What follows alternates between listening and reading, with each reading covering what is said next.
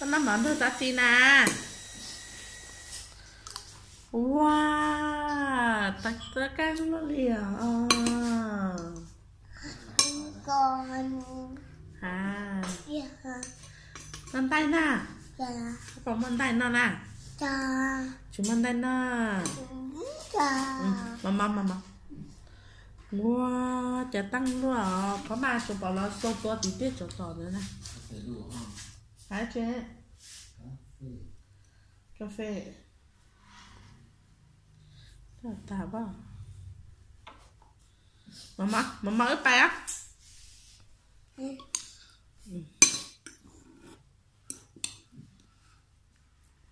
Wow, chúng ta căng tan bóng liều.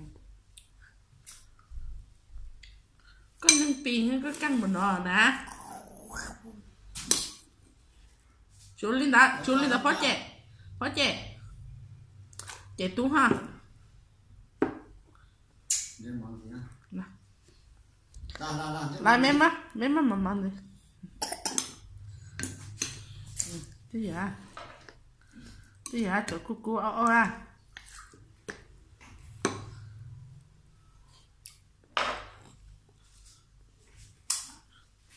Đừng có nó tàn đâu nó ha. Nó tàn phải tàn nó đó không? Chị nó có gì bỏ mà ta nó mỗi hàng năm cái này cho chị cắn nó. Ta mà trứng ra chín ra nó rồi hay xả tiệp vào trứng ra hàng ngâm không. Ở điện lên lấy. Chị lấy xả tiệp một con cho chị ngâm vào là hỏi trời ha. Nè.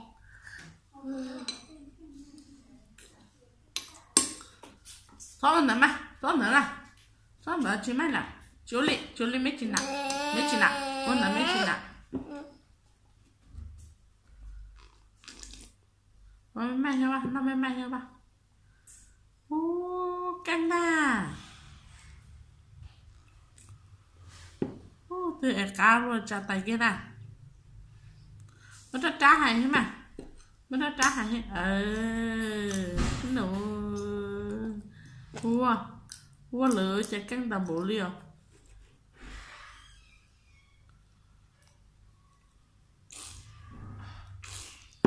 Tôi xem nè. Tôi cá nè. Cá rồi. Cá nè. Cá trao. Cá rồi. Mình chơi quay rõ hơn cá nè. Cá thảo rồi.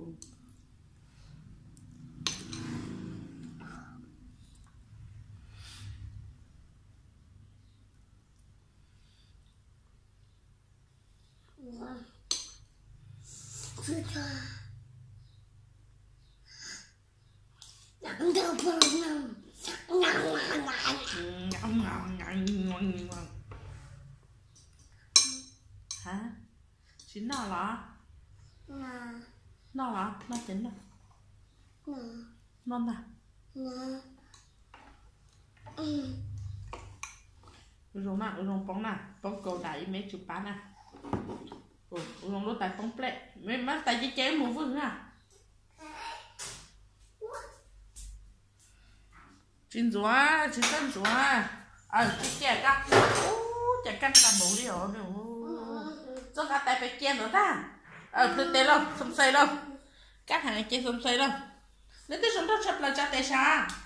Wow. Nếu tôi xuống đó chập là cha tê xa. Cha tê mà. Nếu tôi xuống đó chập là cha tê xa. Chị cài tiền trên nào. Chị có chẳng gì chè nè. Chị làm gì chè nè. Tạ từng tuần là tạ từng tuần. Tạ từng tuần. Tạ từng tuần là tạ từng tuần. Lang ti rong đó chập là cha tê xa.